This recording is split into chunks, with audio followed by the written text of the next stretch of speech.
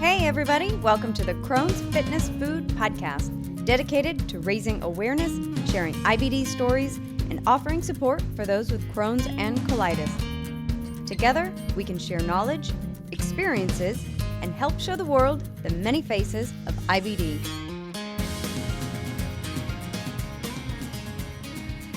Well, hi everyone. Thank you for joining me today for another episode of the Crohn's Fitness Food Podcast.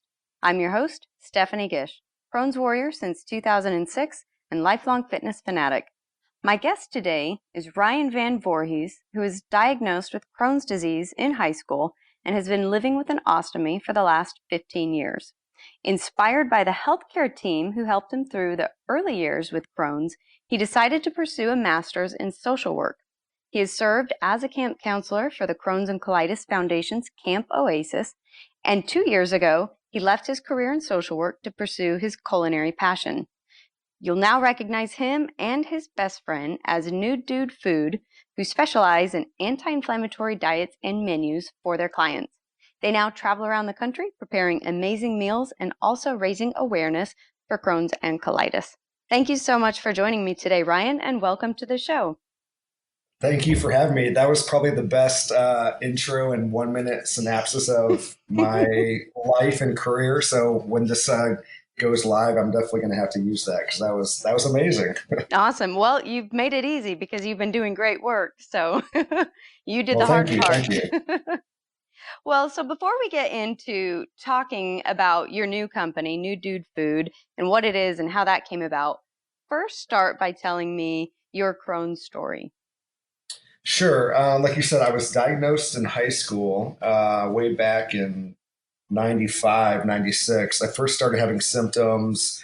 I remember in freshman year, just a lot of pain and kind of those, normal symptoms for any new diagnoses, cramping, bloating, upset stomach, diarrhea, nausea. And back then, although it wasn't that long ago, doctors really didn't know exactly what it was. They, did tests all over. They did colonoscopies, put me on steroids immediately, which sucked being a freshman in high school, having all like the water weight and all the side effects that come along with steroids.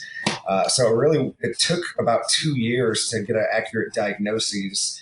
And that happened to be by me coming up to the University of Chicago, where I live now. But the hospitals here just were more adept to work with the disease. They had more experience than my smaller hometown of Peoria, Illinois.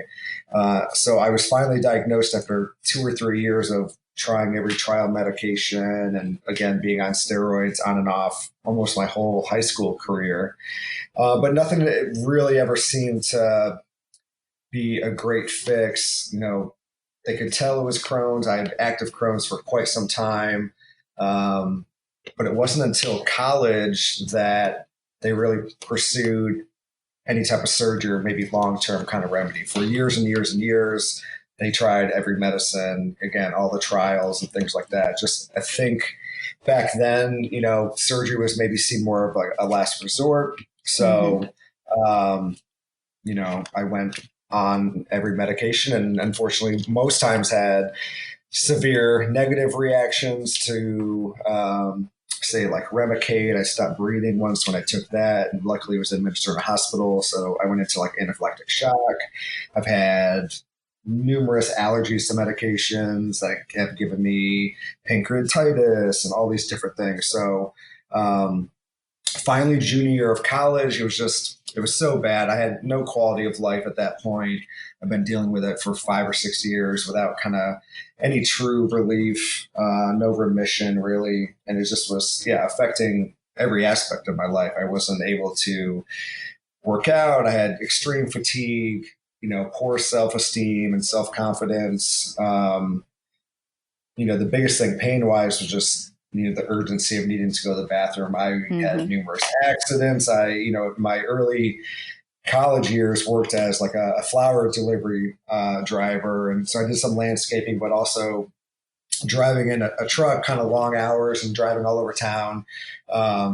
So always kind of on the lookout for a bathroom was like my biggest fear. Is like, if I have to go, like I need to go right now. And so, come college, it was just getting to a point where zero quality of life. I was sitting on a toilet 18, 20 times a day and excruciating pain, and nothing really seemed to help. How did you deal with the mental aspect of that? That had to be pretty frustrating and depressing to not find any relief out of all the different medications. Yeah, it was tough. I mean, I think that um, that's the biggest thing that I've kind of taken from all of this, all of my Crohn's journey, both positive and negative. It's just my mental outlook on it, for a lot of those years. Yeah, it wasn't good. I mean, it didn't ever, you know, get me to the point where I was super depressed or anything like severe, but it definitely affected me socially. I didn't want to go out with friends. In a typical high school or college, experience, I would go out to some, football games or do certain things, but never one to like try any drugs or alcohol. Cause I'm in so much pain already. I don't know what this is going to do to my body, So for those senses, it wasn't like, again, the ideal time to experience this and have all these side effects. But I mean, I had some good friends, and Seth, who we'll talk about later, is my business partner. We met in high school. He was my co-partner in a driver's ed car. So we sat in the back seat of a car and bonded over that. And so uh, we went to different colleges, but we still kind of were close. And outside of that, yeah, my doctors in Chicago were great. I still kind of keep in touch with them, like my surgeons once I finally had surgery. They're just a great, great group of people. And even in some of the harder years I had, I'm not scared to admit I had a counselor. I would see like a therapist to help me deal with it. Because as a 15 to 16, 17-year-old young man, I had no idea, what to do. And I wasn't, I'm trying to live out my high school years, let alone deal with this, like, at the time, debilitating chronic illness. Mm-hmm. So that helped a lot. And just those experiences with helping professionals, whether it was a therapist or a doctor or nurse, really kind of shaped my college career and career path to go down something like that and be a helping profession. Of course, my parents were always around. My parents, personally, they split when I was 3 or 4, but I'm still close with both of them. My dad lives in New York. My mom lives in Florida now, but my dad is a fireman. So, he did a lot of my wound care and recovery, stuff like that, because he was trained as a paramedic and firefighter. So, yeah, I think the biggest thing for me, and even still to this day, and anyone that I talk to with the disease, whether in a good place or not, is just the support system is like critical, because when you're in a flare, when things are really bad, personally, I try to like take on as much as I can and do everything myself. But in times, especially when you're sick, that you can't do everything and you need someone, and it's very humbling, and I'm stubborn still to this day, but having that support system, someone that can kind of take some of that burden off your shoulders is super important to maintaining some positive mental health. Mm-hmm. I agree 100%. So tell me a little bit more. So junior year of college, you were kind of, I think, is when surgery was starting to come about, because you still hadn't Yeah. found any relief. So pick up that story and tell me how the ostomy came about. Was it expected? Was it something that was an emergent surgery, or did you have time to mentally prepare for that? Yes and no. So it just got to the point in my junior year that I was so sick. Doctors in Chicago, um, had kind of done everything they could. They didn't know really what to do next, so they suggested going up to the Mayo Clinic. But I couldn't get up there until, of all times, spring break. So my spring break of junior year of college was not to like Panama Oh. City Beach or some cool place. I was up at Mayo Clinic chugging loads of barium and all this, Mm-hmm. all the different things. So they did all the tests up there, and pretty immediately found that my large intestine, which should, from what they told me, which should be, like the diameter of a garden hose, say, with a lot of freedom and space to move your bowels through. Mine was like a shoestring. So Wow. by the time they saw that, there was without a doubt, they said, if you want, this is irreversible, probably because of all the years of medication and just 6, 7 years of treatment without really looking outside of, a colonoscopy, but no surgery had ever been done. So all that time, the disease just got worse and worse and worse. And so, it was immediate that they're like, if you want any quality of life, like this is your only option. There's no reason to try other medications. Surgery is the way. And so that was a big shock, just even hearing those words, surgery. But at the same time, I was in so much pain and had, like I said, zero quality of life. I just wanted to feel better. So in a way, I didn't have a choice, but also that was a positive because as now like an 18 or 19-year-old young man, who would want that choice to like, hey, you're going to be permanently different. I don't even like to say disabled or anything. It's just, it's something that, is going to be with you the rest of your life and life changing and physically changing. And, it's not easy, but at the same time, the end goal for me was to get my life back. And that's the only thing that mattered to me. I could get past any, physical differences or, change in eating habits or lifestyle. It was all about just getting my life back. So I finished my junior year. And then right after that, came up to Chicago, had the surgery.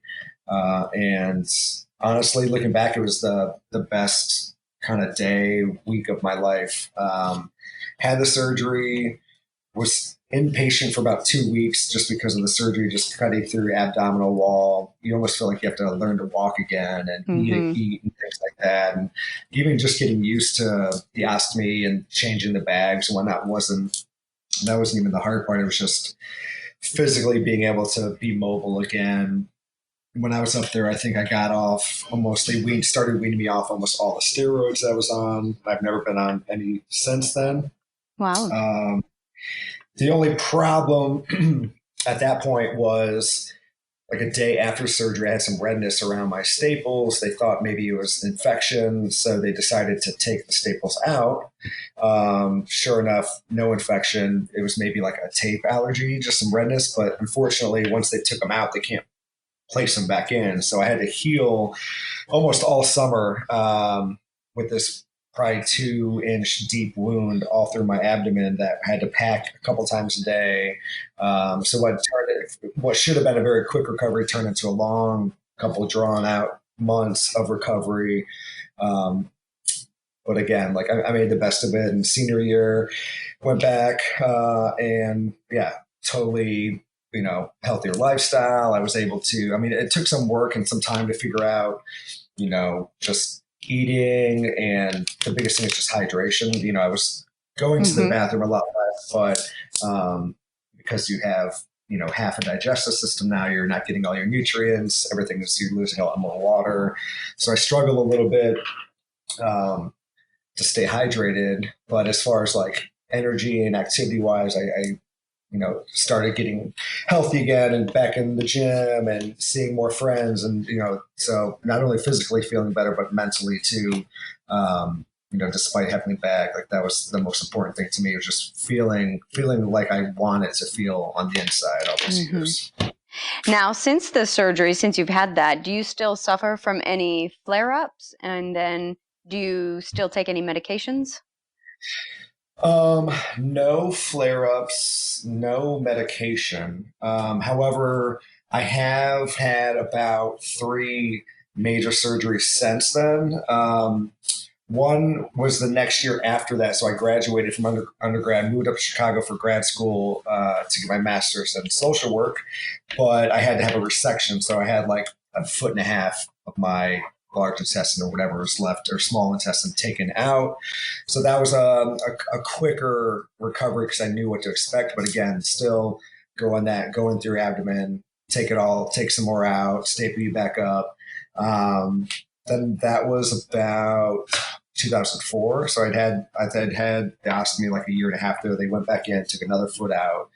And then I had, just because of all the surgeries and the severity of it, taking, colon, rectum, anus, everything out, they never really could close up my bottom, and just due to gravity and sitting all day or whatever you're doing, I had a lot of drainage for a long time. So eventually it got to a point where I was feeling healthy enough and physically able to do another surgery. So they went back in through my bottom and through my abdomen. They didn't touch really any of my intestines this time, but they used some of my abdominal muscle and some of my thigh muscle to kind of patch up some of the work inside.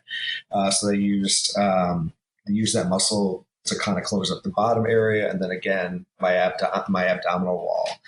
So that was good. Getting back,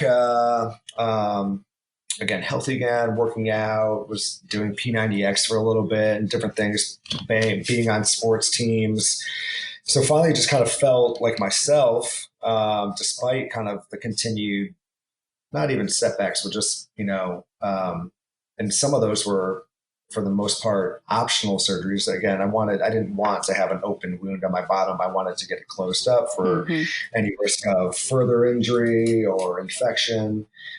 So even in those times where I was constantly kind of going through some recoveries, and I had a wound vac for a little bit, which isn't pleasant, sitting on a wound vac or being on something like that. But again, made it through. It makes me stronger. I always like to say, it always could be worse. Even for my situation, I feel like things could always be worse. So I think just having that attitude and being positive plays a huge role in just recovery, and again, maintaining kind of a positive mental health and attitude. Mm-hmm. That's awesome. So flash forward to about 2 years ago, after that surgery where they kind of used some of my abdominal wall and muscles to patch me up, I was fully active, fully back to kind of, I guess I hate this term, but like living my best life and what I wanted to do and in my career, and channeling kind of all that, the positive stuff. I had started going to Camp Oasis around that time and giving back. I just wanted to take all my experiences and use them for good,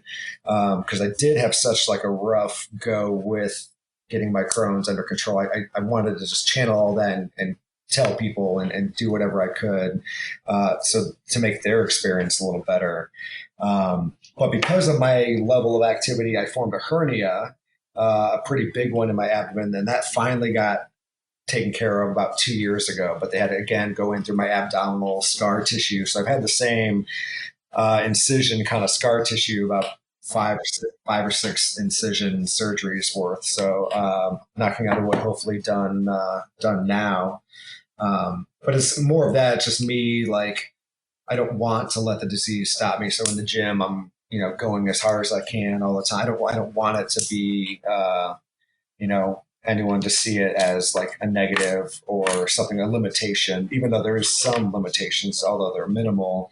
I'm sometimes my own worst enemy, because I feel like I'm just trying to make up all this lost time over the years. So maybe take an off day or rest day. I'm like, no, like I feel good. I need to go. I want to go. I gotta go. So, but yeah, other than that, really feeling healthy. I haven't been on any medication for the last, I don't know, at least 3 or 4 years. So for the good part of the ostomy is, no symptoms. It's really just about still just maintaining, good nutrition with what I eat and drink, being hydrated, drinking a lot of water. But other than that, I take some daily vitamins here or there, B12 and some stuff like that every person probably should take. But it's the sense of any prescribed medication. I'm currently not taking anything. That's awesome. Now, is there anything that you found you still have to stay away from with regard to food, or do you just try to follow a clean diet? Is there anything you do now in order to help keep yourself on a good path? Yeah, I mean, I have good days and bad days, just like anybody else. And especially now being in the culinary world, it's very hard to stick to a diet or try to live like a really clean, healthy lifestyle. We eat pretty well during the week, but of course, like weekends come around and we're prone to having pizza or fried chicken or whatever it may be. So I think for that, food wise, it's really just about balance. So there's not really anything I don't eat. It's just more balance and moderation. So I'm not going to sit there and eat, a huge raw salad filled with a bunch of raw veggies and nuts and things like that. But I can eat, I'll eat a small salad here or there, at meals. I'll have popcorn even once in a while or nuts once in a while, but it's just in smaller quantities than probably most people, just for risk of, blocking it or things like that. But other than that, I pretty much can eat anything and everything. And worst case scenario is it's going to just make my output more active, but it's not going anywhere. It's just going into my ostomy bag. So there's no more running to a bathroom, no pain, nothing like that. So the risk is it's kind of worth it these days. So tell me more about your journey into fitness. Was this something that had you always been big into working out the way that you are now, or did this really kind of spark after the surgery once you were starting to feel like yourself again? When did all that kind of start to culminate for you? Sure. Once I got healthy, it definitely kind of reignited my passion and just even having the energy kind of lit that fire in me. But all through growing, I've always been active. I played soccer all through grade school and high school. Although not as active or a sport, I was in the marching band and concert band. Always playing kind of intramural sports when I could in college and kind of after playing softball, volleyball, anything like that. And lifting weights here and there, but the sports were kind of more of my thing. But then once the surgeries took place, I kind of um, felt good about, where I was health wise. I just didn't feel good immediately about just even like, not just my body image, but I hadn't been able to work out for a long time and I needed something to kind of help me get back in shape. And I found fitness outside of intramural sports, but just fitness and being in the gym and, the kind of just typical cardio and lifting and high interval training, things like that, just really motivated me personally. And I work out with a partner here or there, a friend and stuff like that. But more times than not, I'm by myself and I just put my headphones on and, I'm my biggest motivator, my biggest critic. But I think really just knowing that now I have the ability both mentally and physically to accomplish things I want. Like I'm not going to let it stop me. I'm not going to let my Crohn's be an excuse. I don't, I want to be, I guess I am a role model to a lot of people without me even knowing it. And it's funny, not really funny, but when I have some memories of playing on sports teams and, taking my shirt off after a summer softball game and, a teammate was like, wait, like, what is that? And asked me about the ostomy and had no idea. And then, it had this effect on them like, oh man, like you like worked harder than me you just went above and beyond. And like, and I'm normal to them. I don't have any, I have all my GI system and all that. So Mm-hmm. I kind of use that as a motivator, because people don't see it. They don't, no one's judging you whether they see it or not. But even just on day to day with clothes on, no one knows you have an ostomy, and so that's my internal motivator is it's just what keeps me going and, wanting to be the best I can be, or, if it's a competition, beat the opponent or beat whoever I'm faced against, whether they know I might be at a disadvantage or not. Mm-hmm. That's awesome. And I'm gonna ask you more about advocacy in a minute and kind of Sure. what you're doing there. But before we do that, with food and fitness both being big passions for you, tell me how your new company, Nude Dude Food, developed. How did that idea? It seems like you've been able to combine all your passions and turn this into just a phenomenal company. So tell me a little bit about the idea, how it got started, what it is, and what you do. Yeah, absolutely. It is a passion for sure. I think going back to my social work career that I was doing child abuse and neglect investigations for the city of Chicago for about 10 years. Just the most strenuous emotionally and physically, exhausting job I could ever have picked with someone with Crohn's and some fatigue issues. But I really just I loved doing it for the kids and trying to make people's lives better, whether it was, it wasn't exactly with Crohn's kids for my day job or anything in the medical field, but it was just something, again, that drive within me to, just help people no matter what. At its core was just, I want to help people in any way I can, whether it's from, saving them from an abuse and neglectful home to now cooking a meal and making them feel better, emotionally, physically, and just bringing a smile to someone's face. So all those years in my day job, cooking was something I would come home to as a therapeutic outlet, creative outlet. I had kind of the gym in the morning. I'd go to work, and then at home I would cook for kind of hours on end. And my business partner is also my roommate, and that's kind of how the business works so well. Is because we're best friends, we're business partners. So we would cook all those years together every night, 4 or 5 years, or 4 or 5 hours, like a night. Sometimes even just us. We'd always have friends over, family, and completely self-taught, but just practice, watching things on Netflix or YouTube, and just trying to go to the farmer's market and source new ingredients, or buying something that we didn't know what it was, but it looked like a cool product. Like, let's try this new, this different vegetable that we've never seen before, or something like that. So it really just over those years turned the passion for cooking really kind of took over as I was getting burnt out on my day job as a social worker.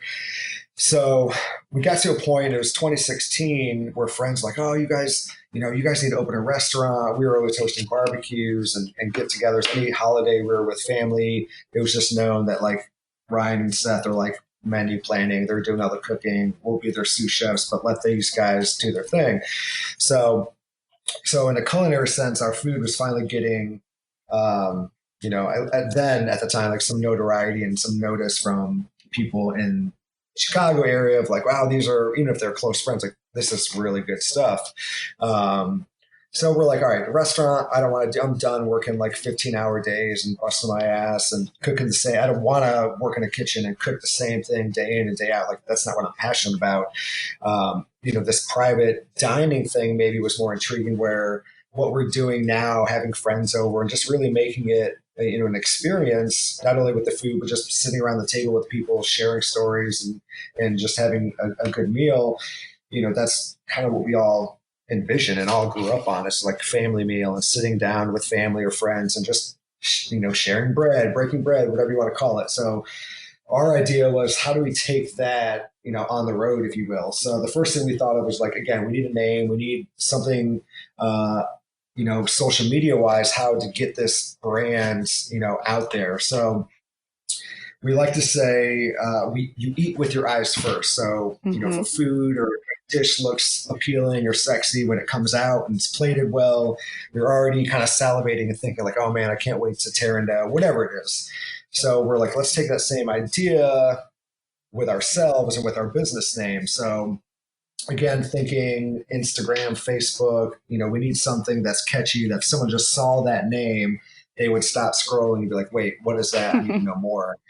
So, of course, we had friends over and we're just brainstorming. So it started as, hot guys in the kitchen, tatted guys cooking, and just really funny stuff. But it kind of seemed too kitschy, and it didn't really fit. So we just kind of kept going. So, long story short, Nude Dude Food was said, and instantly we're like, it just rhymed, it rolled off the tongue. You're like, it's ambiguous, but like you hear the word nude and food, and people are like, they have to know what it is. So secured it, thankfully, on all forms of social media. In 2016, it wasn't taken anywhere. But then, we didn't know exactly what to do with it. My Crohn's background was a part of it, like the new kind of just being healthy. But the food necessarily wasn't like raw or nude, but it did have a health aspect. So finally, when we decided to post, friends again was like, just post something, just, get it out there. You have a great idea, a great name. Now you just need an image. So we took our shirts off, of all things, to kind of go along with the play on words. So we were shirtless with aprons and pants and whatnot, and took a picture, and that was our first post.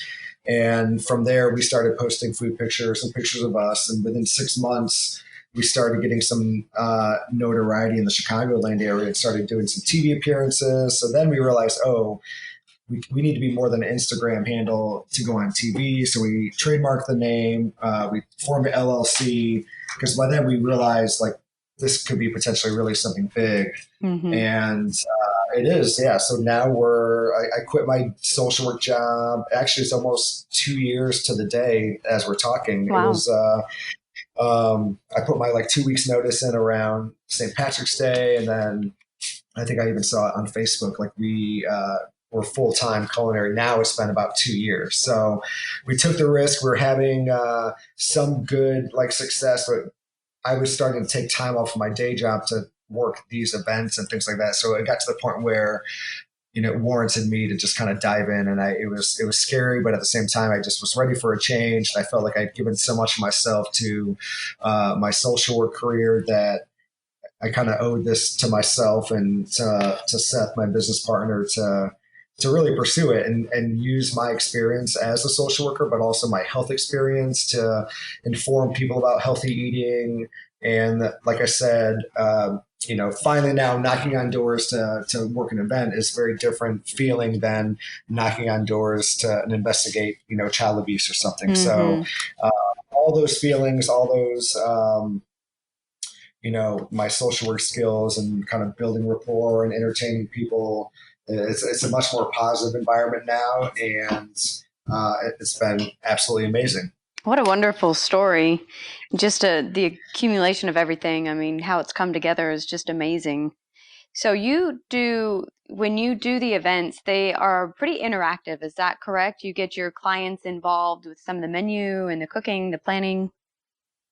Yeah, absolutely. I mean, we used to even actually sit down with some of our clients for our dinner parties. We'd cook the meal and sit and have a course with them. But as we got busier and busier, we kind of had to stay in the kitchen. But in that sense, a lot of the condos and the Chicago homes that we've cooked in, and nowadays all over the country, have a really open floor plan. So your kitchen is open. There's an island. It kind of opens up to the dining room, living room. So when we're there, we love to have people around us who want to get people involved, whether it's helping in the kitchen, asking about ingredients, taking pictures. Obviously, the business started and thrived and took off because of social media and our online presence. So any dinners we do, whatever the type of dinner it is, we encourage people, come take pictures with us, post, on your social media, tag us. That's almost all of our business, even to this day, is still word of mouth and referrals.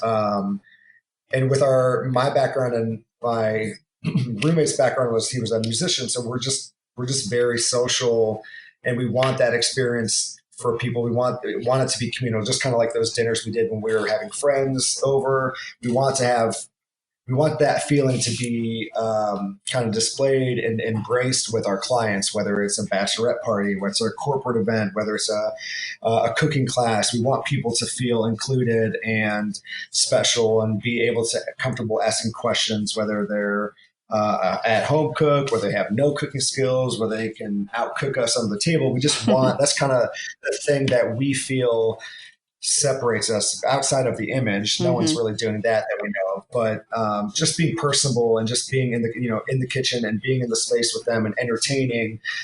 For us, it's a lot about the food. We source everything locally, organically, and want it to be the best food they've ever had, but also we want the experience as a whole to be something that they're never going to forget. So now we'll have maybe a server with us or an extra guy that he can make sure that we're keeping drinks flowing and entertaining. And so it's all about the ambiance, the service, the food, kind of the whole package. What a fun job. It probably doesn't even feel like work, does it? Sometimes, but not often. Yeah. I mean, the fun thing, but also challenging thing is we don't have a brick and mortar kitchen. We're not at a restaurant. So our office space is something different every night, if not more than, once a night. We're in a kitchen, a new kitchen. We'll go to your home, your Airbnb. We'll host some stuff out of our lofts. But it's a challenge being in a new space every single night, working in a different kitchen, not knowing kind of how how this oven works or how Mm-hmm. this stovetop is going to play out and things. So it's a challenge to us, but at the same time, the beauty of the business is us coming to you. We're coming to your home where you're comfortable with your friends, family, whatever the occasion may be, and you don't have to do anything. We'll, entertain, we'll cook, and the biggest thing is we'll clean too. So people are kind of shocked, like, wait, you guys are going to like do the dishes? I'm like, well, scrub the sink. I'm like, well, yeah, we're not going to, leave it any worse than we saw it. Usually we even leave it cleaner than anything. So that gets a lot of pictures and attention, even just cleaning up. They're like, oh my gosh, like get a picture of that. And I'm like, I'm not even cooking anymore. But yeah, so it's been great. How funny. It's full service. So, Absolutely. so in one of your posts, I believe you mentioned that you travel around the country doing this, and you're also advocating at the same time for Crohn's and colitis. So tell me a little bit more about that. For sure, yeah. So the travel with the business is primarily private dinners, events. Again, because of the image and the branding, we do a lot of bachelorette parties and celebratory events like that. Which again, usually being surrounded by women isn't a bad thing. So it's not a bad gig to have. But again, longevity for the business, and we don't want to be labeled just as like bachelorette party chefs or things like that. But because of that image and TV appearances in that uniform, we really use it as a talking point of health and wellness. And so then personally, it comes along, oh, like, I've had Crohn's, for this many years, I've had an ostomy, and depending on the vibe of the night, like how much of that story comes out. But at the basis, it's just like, look, we started this business. We want to have a way to show people that you can eat well and feel sexy. Like you can eat good food and still feel internally good, not have all those symptoms, if you went out and had like a really bad meal or had some upset stomach. So if we want to cook good food and leave you feeling well also. So through that and through, again, social media and just my connections with the Crohn's and colitis community, I spoke at Hollister World Ostomy Day last late summer, I think, out in a suburb of Chicago, their home office is. And I spoke in front of 500 people about my experience with the disease and how I've been able to kind of similar to this interview, just how I've had to use my personal background and knowledge to advocate and just, put all my knowledge and skills to good use to help others. So now through cooking, similar to like the social work career that I was in now, it's kind of been nice to have those two worlds collide and not only educate people on healthy eating, but also, just kind of some lifestyle changes that, through cooking and having an active lifestyle, you can remedy a lot of problems that people have. Mm-hmm. So it's kind of sounds like you've evolved and grown into this role as an advocate from even just as you were talking about being younger and playing sports with your shirt off and teaching your friends about an ostomy. Do you think there was one moment that you realized I'm an advocate for this, or this is something I need to be an advocate for, or did you just kind of evolve into it? Yeah, it's both of those actually. So for the biggest moment, and I'll never forget it, I was already an advocate. So I've been a volunteer at the Crohn's and Colitis summer camp for kids called Camp Oasis. This will be my 11th year this summer. I just signed up. I'm going to Wow. be now. The last couple of years, I've been the mental health director because of my personal background and have a license to do therapy, whatnot. So my first 7 or 8 years, I just was a counselor. And some of those years, I was even myself going through some recovery from surgeries, but I wanted, and I had a limited role at that time, but even just being a part of that community and being around, a camp surrounded by kids and professionals and other counselors that have this disease was the biggest support system anyone could ever want. So I remember in particular one year, and the funniest thing is I didn't even know this happened until after camp that a colleague of mine told me about this experience, and it pretty much probably changed my not changed my life forever, but it's something I'll never forget. So we're down at the waterfront. I'm totally oblivious to what's going on across from me, and there's a kid that didn't want to go into the water. He's probably like 8 or 9. He was talking with a good friend and counselor, a friend of mine, and he's like, oh, like he didn't even have an ostomy. He just had some scars. But here I am on the other side of the beach, totally unaware of what's going on. And I just take my shirt off, ostomy and all, run into the water, jumping and swimming around. And so this young camper was like contemplating, no, I don't want to take, I'm scared, I'm nervous, like I don't want people to see my scar. She looks and sees me, just not letting it stop me, and made it aware to him, like, look, like there's counselor Ryan, he has an ostomy, and look, he's in the pool, like he's in the lake and all this. And seeing that, this kid was like, all right, well, if Ryan can do it, then I can do it. And so gets in the water and never had a problem. So I didn't even know that happened, or I had that effect on this camper until after camp that year. And it was just, it gave me like the best feeling. And for me, really, it was just because I didn't even do anything in my eyes. I just was being my normal self and had this impact. And so it really inspired me even after those early years at camp, specifically after that year, the counselor who was with that kid, it just really encouraged us and motivated us. So we actually started a support group. And so we led that for like 5 years in Chicago outside of summer camp. Because we realized how even just our experiences with the disease, and then my personal experience and professional background as a licensed therapist, like I have to do more. I have to do more. And so I did that. I led the support group and founded it and did that for about 5 years. And then it kind of ran its course. But that was kind of the moment. Yeah, that was the biggest moment that reaffirmed, like, this is what I need to do. So yeah, it wasn't ever, a full-time gig. I still, like I said, the camp runs every summer for about a week. I do some of the training and some of the prep work for it. But even in my day-to-day life, and even in the Nude Dude Food kind of business, it's something I'm constantly thinking about. I'm talking about with every client we have, just whether it's Crohn's or IBD related, it's even just health and wellness, and all about eating well and taking care of your body and just trying to live a healthy lifestyle as best as you can. What a great story. I got goosebumps as you were sharing your story about the moment. Very cool. So do you think that all this time being an advocate, do you think it's shaped your own view of life with the disease, or just Crohn's disease in general? It has. And it seems kind of silly, but for me, I wouldn't wish it on anybody, but it's changed my life for the better in so many ways. It's hard to even remember sometimes, but just the biggest thing for me, and a lot of it is just my attitude and outlook on life and positivity, even in those really, really tough times of recovery. I always, I never gave up. It was always positive. I always felt that it could be worse. Even if I was laying in a hospital bed thinking I'm never going to be able to walk again or play sports or do this or that, I never had those moments. I knew that it was really tough, but if I wanted to get better, it was up to me, and I needed to just kind of stay positive and take it kind of one day at a time.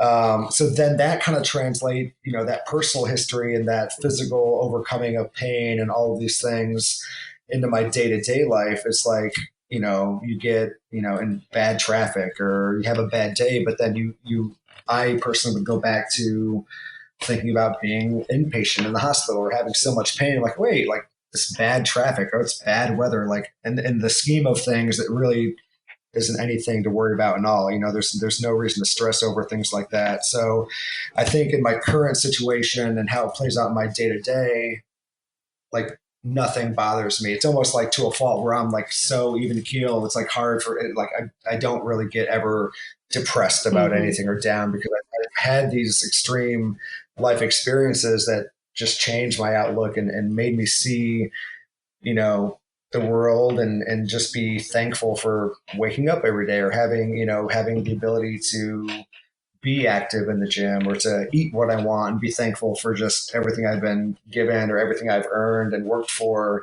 So that's the biggest thing for me, I guess, is just my positivity despite going through all this. Cause you could hear this story and be like, oh my gosh, like I could never do what he did, or I could, I would have given up a long time ago. And I think a lot of people may have, but it's just something that was never an option for me. There's never a chance, never a time that I was going to let this disease, run my life or define me. If anything, I always say it's a part of me, and it's been a blessing in disguise because of this ostomy and my history with Crohn's. I've formed a huge, even bigger support system, and done so much. And there's always more to be done, but it's been a blessing in disguise because it's opened up, my world to so much more.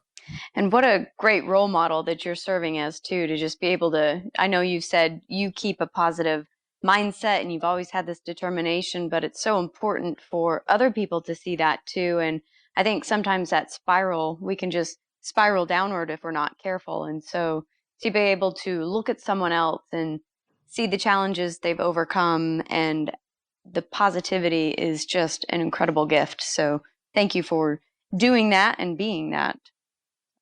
Of course, yeah, I try. Like I said, I mean, everyone's journey is different. I'm not perfect. Nobody's perfect, but if even just sharing my story and my history can help one person, that's a win for me. And again, I don't even most times see myself as a role model or an advocate. I'm just being me. I'm being myself and living, day to day. But because of what I've been through in my history and my experiences, it kind of makes me, I guess, a role model in some of those senses. But yeah, I'm thankful for it. I'm always trying to do more. I think that's part of my personality, whether I have this disease or not, is, what can I do? There's always something that can be done for others, whether it's in health and wellness and fitness, whatever it may be. I'm there for, I think that's one characteristic that most of my friends or family would say is, I would give you the shirt off my back, even if there's the only shirt I had or something like that. Just, it's something that has been instilled in me when I was raised, and just to work hard and give everything you can. And now finally, again, being healthy is just something that's just like ignited in me, and I can't turn it off. So. Mm-hmm. You have definitely been living a life of helping others from pretty much everything that you've been doing. Pretty awesome. So is there anything that you wish people knew about Crohn's and colitis, but they don't? Now that I've been kind of in this place, I'm not, I'm not in the doctor as much as I would, thankfully. There's always things that they're evolving. I think for my biggest advice that I can remember from my therapy days and the support group is, even this podcast and social media and having a support group is great, but there's no one all end all be all fix. Everyone's body is different. There's every diet's different. What works for me may not work for you. So I think just to kind of take that into consideration, and be, at the end of the day, just be your biggest advocate. Read up and educate yourself. Go to your doctor and be prepared to ask a lot of questions. To empower yourself and to try, because no one knows your body more than yourself. So whether you're a teenager, whether you're adult, just don't be afraid to ask questions, but also do your homework. But be aware and be wary of where you're getting this information. If it's an Instagrammer that you have no idea and they have a completely different lifestyle than you, that medication may not work for you. So just, again, be your biggest advocate, do your homework.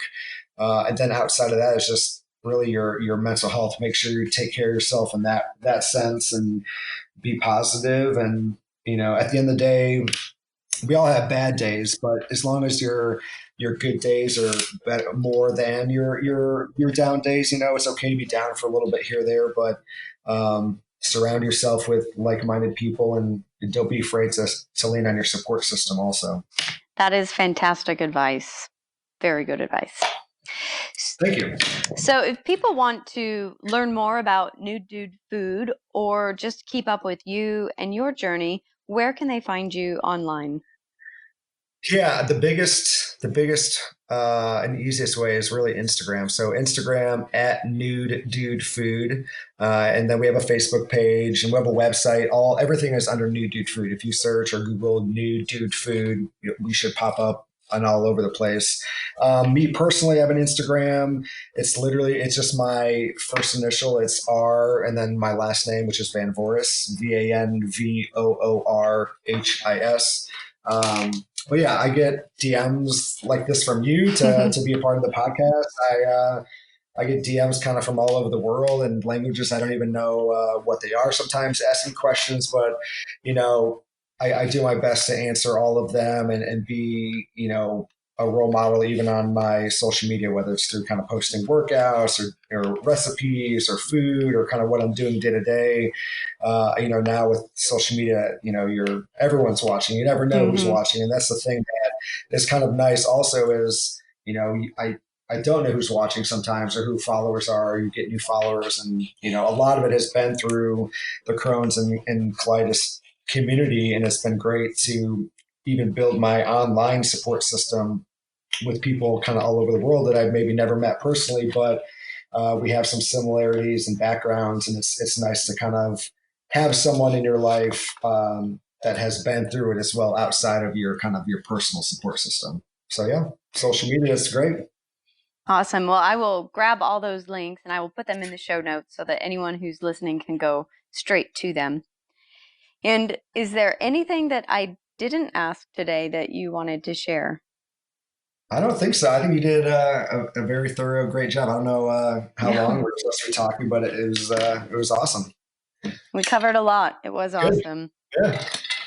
Well, Ryan, thank you so much for sharing your journey with me today and helping to raise more awareness for Crohn's and colitis. It's my pleasure. Thank you.